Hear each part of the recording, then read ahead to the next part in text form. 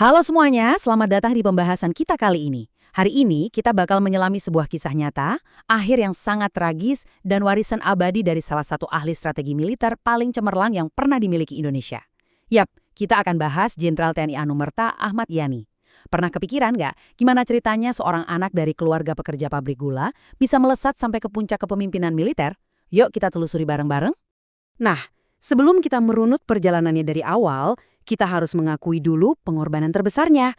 Kalian pasti udah nggak asing lagi sama gelar pahlawan revolusi kan? Gelar kehormatan ini diberikan karena beliau gugur dalam peristiwa tragis Gerakan 30 September 1965. Ini semacam pengingat abadi buat kita semua soal seberapa mahal harga sebuah kesetiaan kepada negara. Biar lebih gampang ngikutin alur ceritanya, ini dia gambaran yang bakal kita bahas. Mulai dari masa mudanya, perjuangannya mempertahankan Republik Baru, aksi menumpas pemberontakan internal, puncaknya saat jadi Panglima Angkatan Darat, tragedi 30 September, dan tentunya warisan nasionalnya yang abadi. Oke, kita langsung masuk ke bagian pertama, masa muda dan pendidikannya.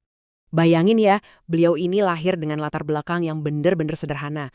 Tanggal 19 Juni 1922 di Jenar, Purworejo. Keluarganya, keluarga Wong Sorjo, itu kerja di pabrik gula milik Belanda. Jadi sama sekali nggak ada latar belakang militer yang mentereng.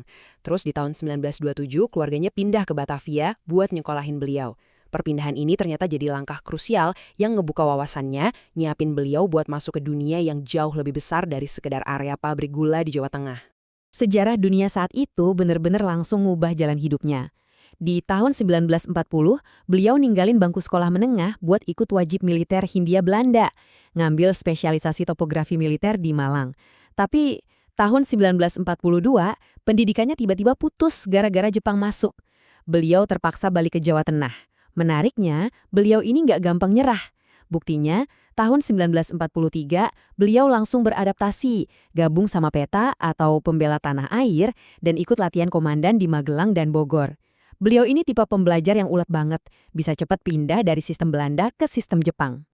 Tapi di tengah kerasnya latihan militer di masa pendudukan itu, ada satu angka yang super penting buat sisi personal sang jenderal, angka 8. Kenapa 8? Karena di tahun 1944, beliau menikah dengan Bandiah Yayu Rulia, yang lucunya adalah mantan guru mengetiknya sendiri. Dari pernikahan ini, mereka dianugerahi 8 orang anak. Fakta ini kayak ngingetin kita ya, kalau dibalik seragam militernya yang tegas, beliau adalah seorang ayah kandung yang punya kehidupan keluarga yang hangat. Lanjut ke bagian kedua nih, mempertahankan Republik Baru.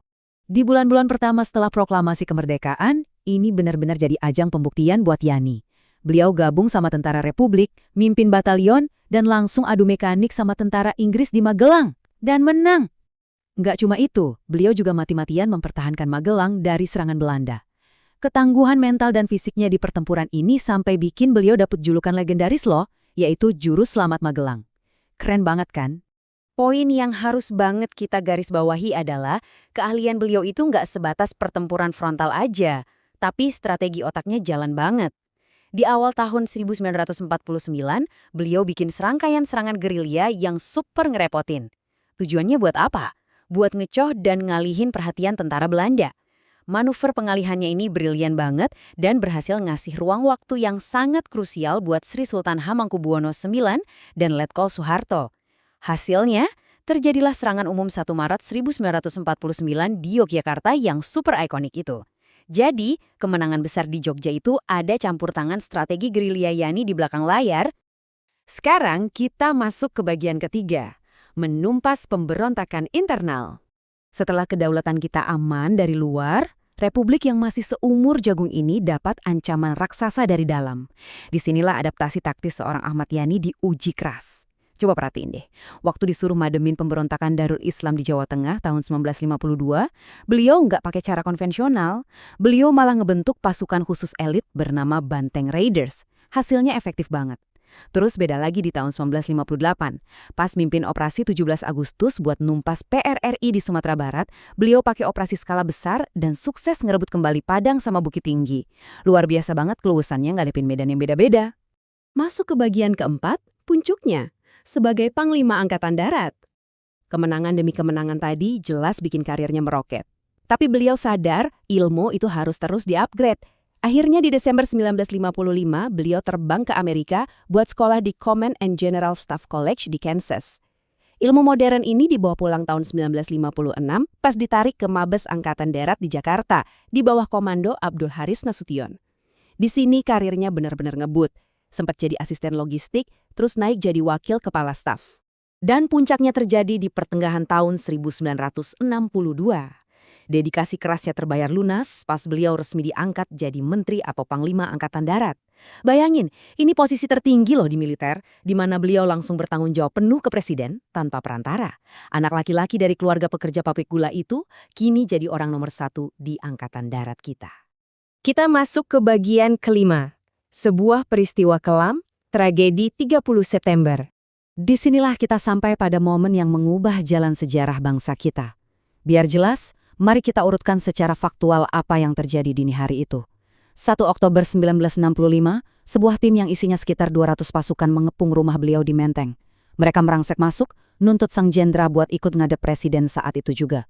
Karena beliau perwira yang disiplin soal etika, Yani minta izin buat mandi dan ganti baju dong, biar pantas ketemu kepala negara.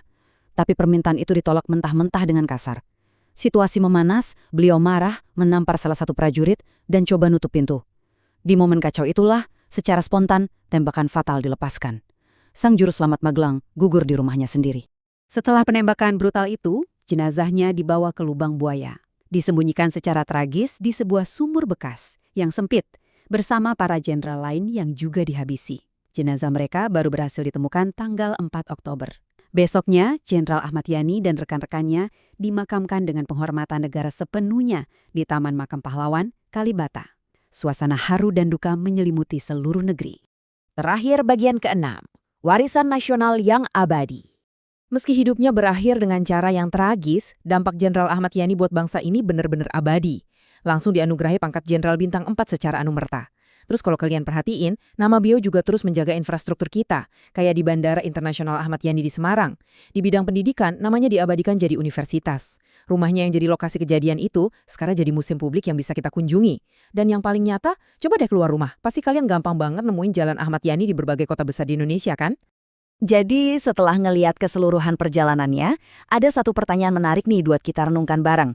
Bagaimana warisan ganda dari Jenderal Ahmad Yani ini sebagai sosok brilian yang memodernisasi Angkatan Darat, sekaligus seorang martir yang mengorbankan nyawanya, terus ngebentuk identitas militer dan bangsa kita sampai hari ini. Jasanya benar-benar ngasih standar tinggi tentang apa itu arti pengabdian seutuhnya. Terima kasih ya udah ngikutin pembahasan kita kali ini. Semoga kisah keberanian beliau bisa terus jadi inspirasi buat kita semua. Sampai ketemu di penjelasan sejarah seru kita yang selanjutnya.